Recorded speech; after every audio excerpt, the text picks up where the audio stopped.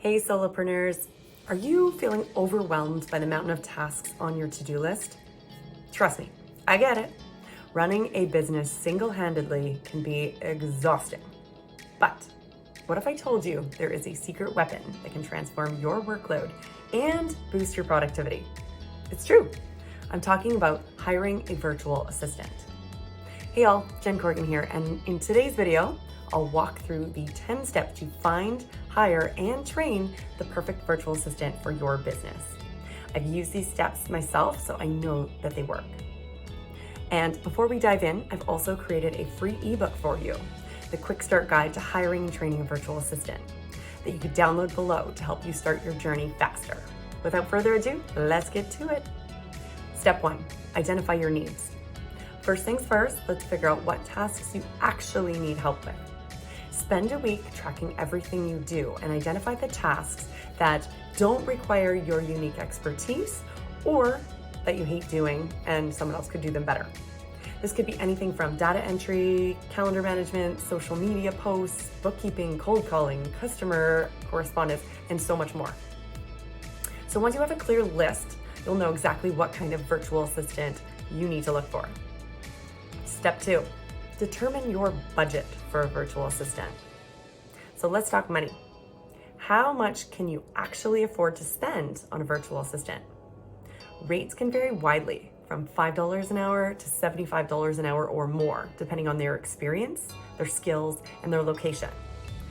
So start by delegating the most time-consuming yet easy tasks, or the ones you're not particularly good at, and gradually increase as your budget allows. Step 3, create a training program. So this is the most important step to ensure you don't lose money due to wasted time or misunderstandings or the need to have your projects done again. I learned this the hard way, so please don't make the same mistakes I did. You'll want to create a comprehensive onboarding program with written instructions, screen recordings, and a standard operating procedures manual, so they'll know exactly what you want done, how you want it done, and how long approximately you want them to spend on each task. In order to create this manual, you can use otter.ai, and you can talk through the tasks as you're performing them and recording them on your screen. So you'll have a comprehensive set of notes as well as videos to go along with all of your operating procedures. This will not only help you with your current VA onboarding, but it'll also make things easier to onboard future assistants.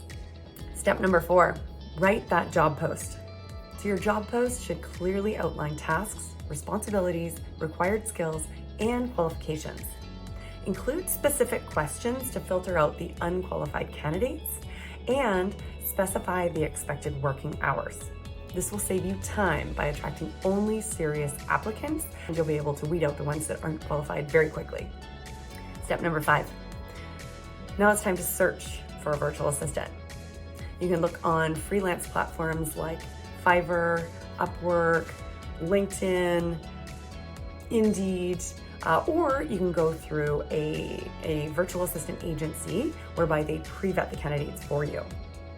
Now, I've chosen to go through agencies when hiring virtual assistants because, for example, if your virtual assistant is sick, they'll have another person who can fill in and get the task done. And or if you have multiple tasks that you want them to do, 2 people can be working on different tasks at the same time, up to the allotted hours that you've purchased.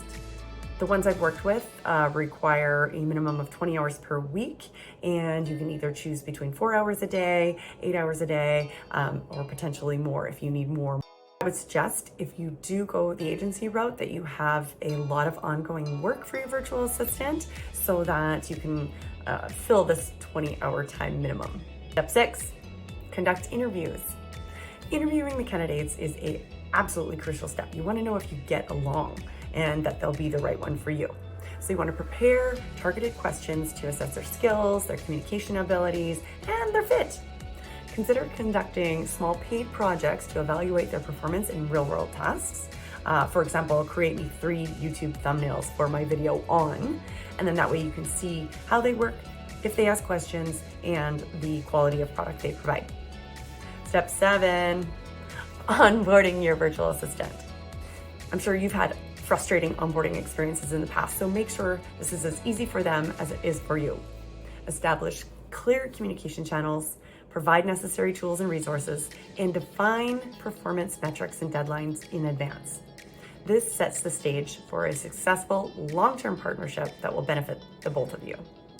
Step 8, train your virtual assistant and monitor the progress ongoing.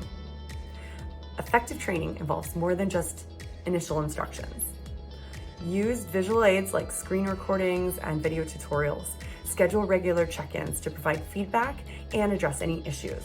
As well, get back to their emails as soon as you can and/or use WhatsApp to communicate. Encourage your VA to ask questions and make sure they understand tasks fully before they start so that you don't end up wasting time and money. You can use project management tools like Trello or Notion to keep track of tasks, or you can work off Google Sheets like I did. Basically, add a task, provide a description of what needs to be done, a link to a how-to video if necessary, track the progress with a in progress or complete column, and then add a notes column or a section where they can upload the completed task for you to review. Getting back to them as soon as possible is very important, especially if they don't understand something. Otherwise, you're going to end up with something that you may not want. Step number 9, evaluate and adjust. So after a few weeks, evaluate your virtual assistant's performance. You can identify areas for improvement as discussed already, and you can provide additional training if needed. Regular performance reviews will help ensure that tasks are meeting your expectations and will save, again, time and money in the long run. And last but not least, number 10, foster a strong working relationship. Building a strong relationship with your virtual assistant is essential. Show genuine interest in their well-being, offer opportunities for skill development, and recognize their hard work. Positive working relationship leads to better productivity, job satisfaction, and fun for the both of you. Now, let's talk about the potential problems. You'll want to avoid micromanaging or giving unclear instructions. You'll also want to always keep communication lines open. If you don't answer questions in a reasonable amount of time, they'll just keep working and just guess what you want. Trust your virtual assistant to handle the tasks independently, but provide clear, detailed instructions and answer questions promptly so that things get done the way you want them to get done. Scaling your virtual assistant relationship. So as your business grows, consider growing your virtual assistant team to help with the increased workload. Gradually delegate more and more tasks, hire more people with different specialities, and develop a system to handle working with multiple VAs effectively at one time.